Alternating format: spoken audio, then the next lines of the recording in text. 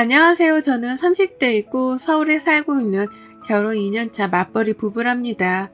제 본가는 부산인데 제가 취업을 하면서 홀로 서울살이를 20대부터 쭉 했거든요. 세월이 그렇게 지나다 보니까 절대 고쳐지지 않을 것 같던 사투리도 고쳐지고 낯설기만 하던 서울이 편해진 거 있죠. 결혼을 하고서도 여전히 서울에 살고 있는데 한 번도 인생에 큰 굴곡이 없던 제게 결혼은 너무 큰 굴곡이 되어버렸고 제게 상처로 남게 되었습니다. 그래서 구독자님들께 제 사연을 들려드리려 해요.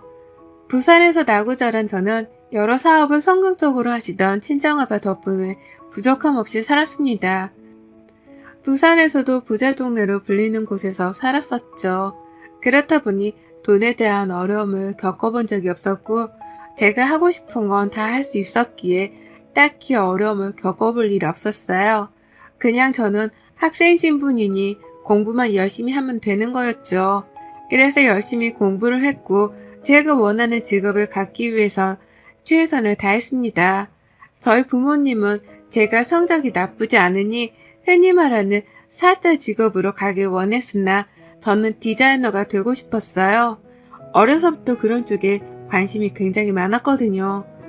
진로 문제도 약간 의견 충돌이 있었지만 늘 그렇듯 부모님은 결국 제 의견을 존중해 주셨고 그 덕분에 저는 제가 원하던 디자이너가 되어 원하던 곳에 취업을 하게 되었습니다. 대학 입학과 동시에 20살에 바로 서울 상경을 했지만 할 줄 아는 게 없다 보니까 처음에는 그렇게 힘들고 서러웠어요. 제 손으로 음식 한 번을 해먹어 본 적이 없어서 라면 물도 제대로 못 맞추는 제 자신이 너무 한심하게 느껴졌습니다. 그런데 제가 또 하면 하거든요. 어차피 오랜 세월 이렇게 혼자 살아야 하는데 언제까지 징징거리면서 친정엄마만 그리워할 수 없다는 생각이 들어서 전 한식을 배우러 다녔고 자격증까지 따게 되었습니다. 그러다 보니 어지간한 음식들은 집에서 쉽게 해먹을 수 있었고 제가 잘 모르는 음식이 있을 때 검색을 해서 레시피를 보면 아, 이거구나 하고 감을 잡을 수 있었어요. 이런 저를 보고 저희 부모님께서는 대단하다고 하셨죠. 음식을 해먹기 위해 자격증까지 따냐고 말입니다. 근데 이게 처음에는 먹고 살기 위해서 배운 거긴 한데 막상 자격증 준비를 하면서 은근히 스트레스도 풀리고 재밌어서 흥미롭게 했었죠. 이외에도 살림하는 것들 하나하나 제가 알아보고 찾아내가며 그렇게 제 삶을 살았어요. 원래 처음에는 아무것도 못하는 제가 너무 걱정되니까 저희 친정엄마가 서울로 홀로 올라오실까 생각을 하셨습니다. 그러나 저희 아빠께서는 우선 두고 보라고 했다고 해요. 제가 해낼 줄 알았다고 하시는데 그렇게 할 수 있도록 기회를 주고 믿어주는 부모님이 있으니까 제가 한심한 제 자신을 버릴 수 있지 않았나 싶습니다. 취업을 하고서는 내내 평범한 직장인의 삶을 살다가 연애를 시작했어요. 20대 중반에 걸쳐 만난 남편과는 제법 어른스러운 연애를 하는 것 같았습니다. 이전의 연애는 조금 애들 사랑놀이 같았다면 말이죠. 전 그런 점이 너무 마음에 들었고 나이대에 걸맞는 성숙한 연애를 하는 현재의 우리의 모습이 너무 좋았어요. 남편과 3년 넘게 연애를 하면서 당연히 결혼 생각도 하게 되었습니다. 30살이 되면 하자고 늘 그렇게 말을 했었죠. 30살이 다가올 때쯤 이제 서로의 경제적인 부분에 대해서도 공유를 해야겠다 싶어서 제가 남편에게 진지하게 물어봤습니다. 현재 모은 돈은 어느 정도 있고 집에 들어가는 돈이 있는 건지 독립을 완벽히 한 건지와 빚은 없는 건지 등등에 대해서 물어봤어요. 오늘은 우리 미래를 위해 아주 진지하게 얘기를 해보실까요? 우리가 30살쯤 결혼하기로 했고 그 나이가 다가오고 있으니까 이제 서로 경제적인 부분에 대해서 공유해야 한다고 생각하거든. 그래서 현재까지 모은 돈이나 빚이 있는지 없는지도 공유하고 집에 따로 돈이 들어가는 건지 아니면 완벽하게 독립을 한 건지 이런 것들을 서로 공유했으면 좋겠어. 아, 그치. 당연히 공유해야지. 나도 그렇게 생각하고 있었어. 근데 너무 갑작스러워서 당황스럽긴 하네. 당황스러울 게 뭐가 있어. 있는 그대로를 오픈하는 건데 내가 말 꺼냈으니 나부터 할게. 나는 내 앞으로 30평대 아파트 부산에 하나 있고 모은 돈은 1억 6천 있어. 그리고 빚은 따로 없고 집에 들어가는 돈도 아예 없이 경제적으로 독립했어. 당신은? 아니, 당신 돈 정말 잘 모았네? 그리고 집도 있었어? 아빠가 주신 건데 그거 세 받는 것도 있고 버는 것도 있었지. 뭐 근데 그런 거에 비하면 많이 모은 것도 아니지. 내가 잘 쓰기도 하니까. 내가 말하면 당신 실망한 것 같은데? 괜찮아. 애초에 서로 능력 보고 만난 것도 아닌데 뭐 상황을 알아야 계획을 세우고 우리도 결혼 준비를 하지. 그래. 그럼 나는 모아놓은 돈은 여기 보이겠지만 4천만 원 정도고 집에 들어가는 돈은 따로 없긴 한데 가끔 엄마 용돈 드릴 때 있긴 하고 빚은 8천만 원 있어. 아니 다른 걸 다 떠나서 빚이 왜 8천이나 있어? 내가 철없을 때 차를 무리하게 할부로 샀는데 그거 아직 갚고 있거든. 실망했지. 솔직히 실망스럽긴 하네.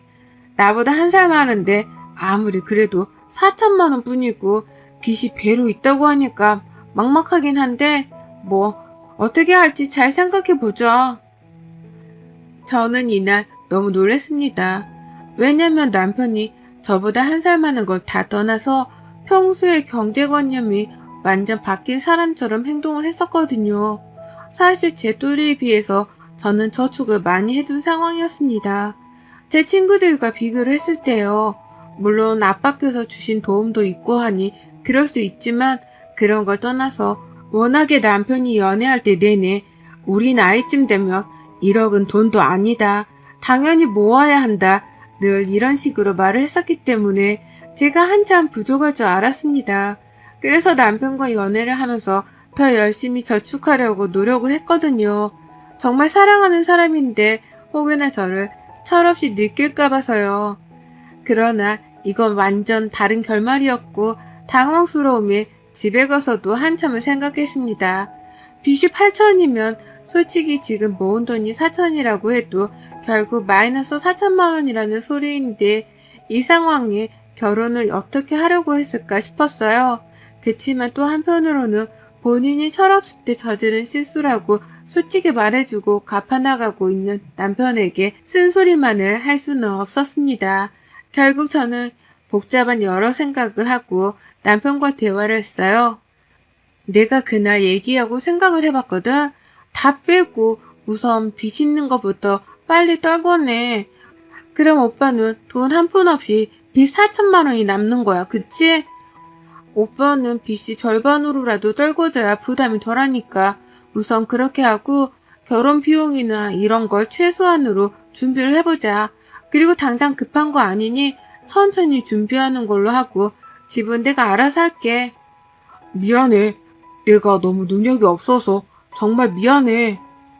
오빠가 능력이 없어서 미안한 게 아니라 난 솔직히 제일 실망한 건 내내 나한테 경제관념 어쩌고 막 그랬으면서 실상은 이랬다는 게 뭔가 날 속인 것 같아서 그게 싫고 그 모습이 실망이었어. 두 번 다시 나한테 허세 부리거나 거짓말 같은 건 하지 말아줘. 나 진짜 정말 싫어해. 그래 알겠어 진아야. 고마워 이해해줘서. 결국 남편과 저는 예정했던 것보다 1년 더 뒤에 결혼을 하게 되었습니다. 물론 집은 제가 구했고 식장도 최소한의 비용으로 제가 있는 돈을 다 쓰지 않는 정도로 적당히 결혼하게 되었죠. 그리고 결혼과 동시에 경제권은 제가 갖기로 했어요. 아무래도 남편은 경제관념이 부족해 보였고 불안했습니다. 이때가 남편이 빚이 1,000 얼마 정도 남아있는 상황이었는데 솔직히 대신 갚아줄 수 있었지만 본인이 저지른 일에 대한 책임은 스스로 지는 것이라고 배웠기에 냅뒀어요. 남편이 급여를 받으면 제게 전액을 입금하고 서로 의심의 씨앗이 생기지 않는 게 좋으니 급여를 받은 전액이 찍힌 잔액을 찍어서 보내라고 했습니다. 급여가 오를 수 있고 보너스를 받을 수도 있으니 말이죠. 물론 그런 보너스까지 제가 다 강압적으로 관리를 한 건 아니었으나 이렇게 딱 잡아둬야 습관이 생기겠다 싶었어요. 남편 역시 불만 없이 따라줬고 그렇게 해준 만큼 저 역시 출처를 10원 하나까지 분명하게 밝혔습니다. 각자 급여에서 공동생활비를 제외하고 남은 돈은 어떻게 쓰든 터치하지 않았어요. 대신 남편은 용돈을 빼고 빚 갚는 것 빼고 모으게 했습니다. 저축하는 것도 사람이 습관이 돼야 하는 거지 안 그럼 정말 못하거든요. 그렇게 남편과 문제없이 잘 살았습니다. 물론 아이를 낳지 않았어요.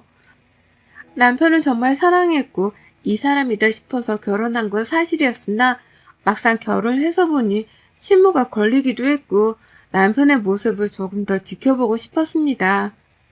애 딸린 이혼녀가 될 바에는 그냥 이혼녀가 되고 싶었거든요. 만약에 상황이 생긴다면 말이죠.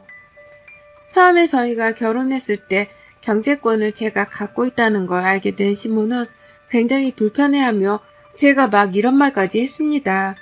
아니 요즘 세상이 어떤 세상인데 남자 호주머니를 딱 쥐어잡고 살려고 하니 너네 부모님이 그렇게 살았어? 그거 보고 배워서 그런 거냐? 요즘은 각자 관리하지 너처럼 남편 돈 쥐고 흔들지 않아. 그렇죠. 그럼 서로 편하고 너무 좋겠죠. 저 역시 그걸 바랬어요, 어머님. 그런데 이 사람 경제관념이 너무 부족해서 당장 빚 갚는 것도 더 빨리 갚을 걸 여태 질질 끌었던 거고 모은 돈 하나 없이 저랑 결혼한 거잖아요. 나이가 몇인데 언제까지 그렇게 살겠어요? 당장 힘들어도 저지른 게 있으니 참고 버텨야죠. 그래야 사람답게 살지 않겠어요? 뭐라고? 너 지금 내 아들이 지금은 사람답지 않다는 거냐? 지금 사는 게 사람답게 살지는 못하잖아요. 법만큼 누리지도 못하고 족족 빚 갚고 있는데 본인은 얼마나 힘들겠어요? 전 그걸 말하는 거예요. 이 사람이 어느 정도 습관이 길러져야 저도 믿고 넘겨주죠. 그게 아니면 전 절대 그 사람한테 돈 못 줘요. 어머님, 이건 저희 부부가 합의하에 결정한 거고 어머님이 막 그렇게까지 말씀하실 건 아니세요. 아이고 그래 아주 너 잘났다 잘났어. 지가 시집 올 때 다 했다 이거지? 물론 그것도 맞지만 그런 걸로 생색낼 거였으면 진작에 냈겠죠. 다만 저희 부부 일에 하나하나 이렇게 말씀하시는 거에 불편하다고 말하는 거예요. 신부는 저를 딱 초장에 잡으려고 했지만 전 더 강하게 말을 했습니다. 어쩌면 말대답으로 보일 수 있을 만큼 따박따박 말을 했던 이유가 남편을 휘어잡는 것도 쉽지 않은데 여기서 제가 신부에게까지 수그리게 되면 답이 없다 싶었어요. 신부가 경제권을 제가 갖고 있는 게 싫은 이유는 딱 하나거든요. 남편이 가끔 주던 용돈을 아예 못 받게 된 것 때문에 제게 막 뭐라고 하는 거였는데 전 그걸 알기에 더 강하게 나갔습니다. 무슨 전쟁터도 아니고 시무와 남편을 휘어잡느라 결혼 생활이 그닥 즐겁지는 않았어요. 뭔가 기빨리기도 하고 정신도 없었습니다. 제가 일을 잘 다니다가 잠깐 휴직을 한 기간이 있었어요.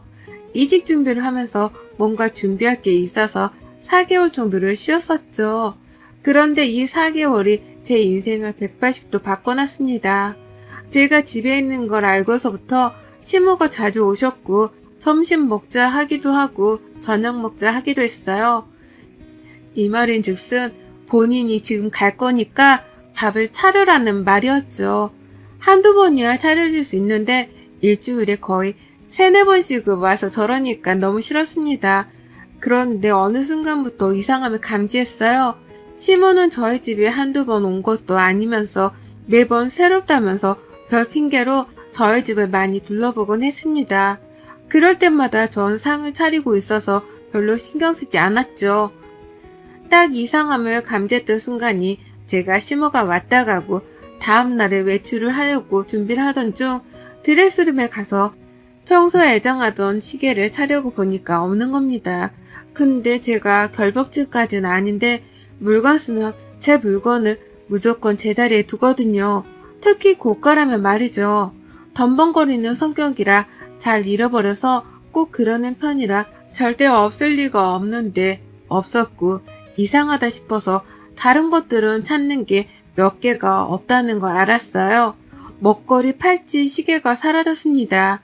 의심하고 싶지는 않았지만 저희 집에 왔다 갔다 하는 게 시모뿐인데 의심을 또 안 할 수가 없잖아요. 유달리 드레스룸이 예쁘다면서 대단하다면서 자주 들여다보던 사람인데 말이죠. 어이가 없었는데 대체 이걸 어떻게 잡아낼까 싶었습니다. 그리고 또 한편으로는 아닐 수도 있으니까 괜히 색안경 끼고 보지 말자고 생각을 했어요. 대신 시모가 집에 오면 행동은 조금 유심히 봐야겠다 싶었습니다. 역시나 며칠 뒤 또 시모는 집으로 왔고 딱 현장을 잡아야지 하는 순간에 하필 집에 누가 와서 얘기하느라고 못 봤고 시모가 혼자 있게 되었죠. 근데 현관문에 나가서 얘기한 시간이 그렇게 길지 않았어요. 한 5분도 안 걸렸던 것 같은데 시모가 막 급히 안방에서 나오더니 어색한 말투로 말했죠. 저기 뭐야?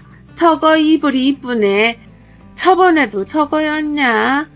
네가 다른 건 몰라도 저런 건 꾸미는 건 잘하는 것 같아. 어디 거니? 비싸?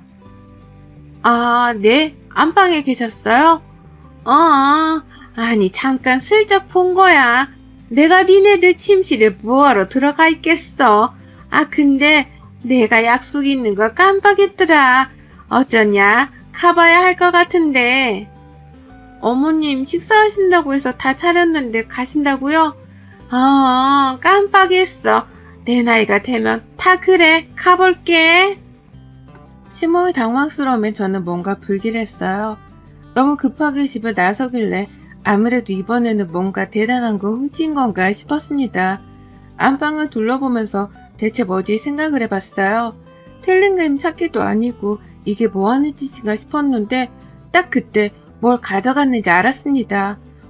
부부 침실에 있던 스피커인데 그게 조금 고가였어요. 근데 세상에 그걸 훔쳐갖고 제 화장품들을 가져간 걸 알았습니다. 더 이상은 참을 수가 없어서 남편에게 말했어요.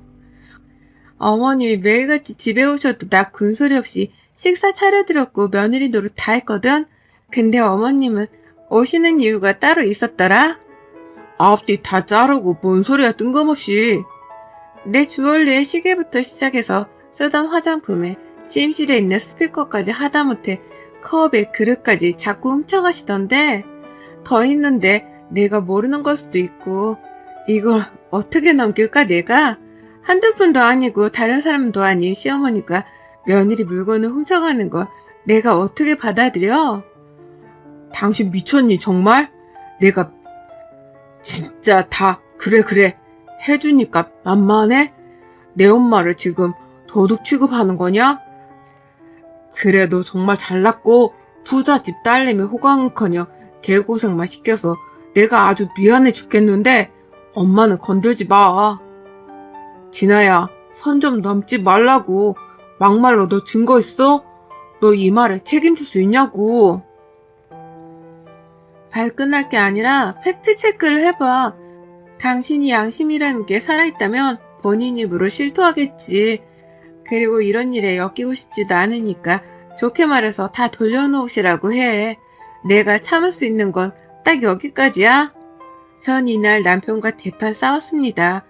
물론 남편 입장에서는 믿고 싶지 않겠죠. 본인 엄마가 도둑질을 했다는 사실을요. 그러나 팩트인 걸 어쩌겠어요. 분명 남편은 시모에게 전화를 할 거고 시모는 방방 뛰면서 난리를 치겠죠. 그치만 남편 말대로 증거 하나 없으니 저는 그 증거를 잡아야 했어요. 어떻게 잡을까 고민하다 쉬운 길로 가기로 했습니다. 집안 곳곳에 소형 카메라와 녹음기를 뒀어요. 소리도 영상도 한 번에 잡을 수 있도록 말이죠. 소형 카메라 중에 녹음이 가능한 곳도 있다는데 아무래도 용량 문제가 있더라고요. 그래서 이중으로 아주 철저하게 준비를 했습니다. 전 그렇게 사각지대 하나 없이 다 설치를 해둔 후 기다렸어요. 그런데 시모 도둑질을 잡으려고 설치한 건데 남편까지 잡아버린 거 있죠? 진짜 생각도 못했는데 주제도 모르고 이놈이 바람을 피고 있던 겁니다. 와, 정말 이건 예상에도 없던 일인데 이렇게 된 거 2마리 토끼를 한꺼번에 잡고 아주 몰살시켜야겠다는 생각을 했어요. 제가 집에 없으니 상간녀와 스피커로 아주 당당하게 통화하는 그 목소리가 녹음이 되어 제가 알게 되었죠. 그래서 전 친정에 일이 생겼다는 핑계로 부산에 일주일 정도 있다 와야 한다고 아예 자리를 깔아줬어요. 그러자 시모는 본인은 도둑 취급하고 어딜 도망가냐고 방방 뛰었지만 제가 아주 급한 척 부산 다녀와서 얘기를 하자고 하고 말았습니다. 그렇게 전 일주일간 정말 친정집에 갔고 모든 사실을 친정 부모님께 말씀드리고 친정아빠 지인 중 변호인이 계셔서 도움을 받기로 했죠.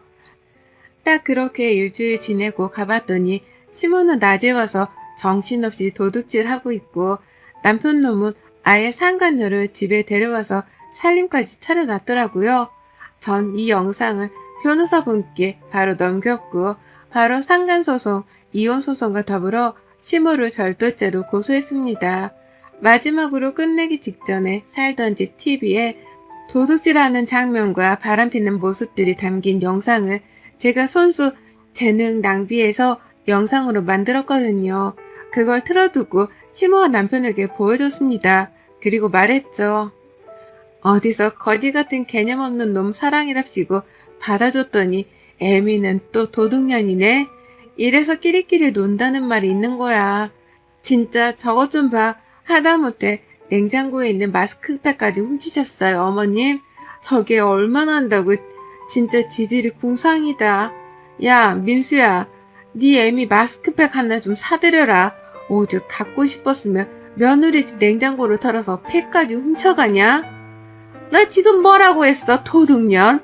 나한테 한 소리야? 이게 위아래도 없나? 저 영상 조작한 거지? 난 절대 훔친 적 없어. 어디서 모함을 하고 있어? 엄마 조용히 해. 뭘 조용히 해? 지가 돈 좀 있으면 다야? 사람을 도둑 취급하고 개무시하고 내가 미치지 않고서야 뭐가 부족해서 며느리 물건을 훔치겠냐? 이 정도면 뻔뻔한 게 아니라 머리에 문제 있는 거 아니세요? 본인이 뭔 짓을 하고 다니는지 기억을 못하는 거 아닌가? 대박, 조작이래. 김숙희 씨, 정신 똑바로 차리고 사세요. 그 나이 쳐드시고 도둑질을 웬 말이야. 어우, 나 범죄자 가까이에서 처음 봐서 너무 신기하네. 전 그렇게 시모와 남편에게 시원한 복수를 해주고 남편 눈 짐을 확 던지며 쫓아냈어요. 그러나 남편은 이혼하면 본인이 손해라는 거 너무 잘 알았기에 빌고 또 빌고 매달렸죠. 그러면서 시모에게 제발 조용히 하라고 언성을 높였어요. 여보, 진짜 미안해. 2번 다시 안 그래. 저 여자 꽃뱀이야. 내가 홀린 거라고. 바로 정리하고 살게. 진짜 미안해. 엄마 일도 내가 대신 사과할게. 꽃뱀이고 나발이고 어디서 그 더러운 손으로 내 몸을 만져? 당장 네 도둑 애미 데리고 내 집에서 나가. 1분 안에 안 나가면 바로 경찰 부를 거야. 이때 시모가 제 뺨을 치려고 하길래 손목 딱 잡아서 막아버리고 제가 뺨을 쳐버렸어요. 아니 꼴이 성질만 더러워서 감히 누구 얼굴에 손을 대? 나가라고요. 내 집에서 더 험한 꼴 보기 싫으면. 그 뒤로 이혼소송뿐 아니라 상간소송에서도 위자료를 아주 두둑하게 챙겼어요. 또한 시모에게는 절대 합의를 해주지 않았고 결국 처벌을 받게 되었습니다. 전 지금은 이혼하고 아예 돌싱의 삶을 즐기면서 살고 있는데 한편으로는 시간이 아깝다는 생각이 들지만 후회는 하지 않으려고 해요. 사랑했던 건 사실인데 후회를 자꾸 하면 제 마음이 더 힘들더라고요. 그냥 깨끗하게 잊으려 하고 생각나면 욕하면서 살고 있답니다. 여러분의 생각은 댓글로 남겨주세요. 오늘도 시청해주셔서 정말 감사합니다.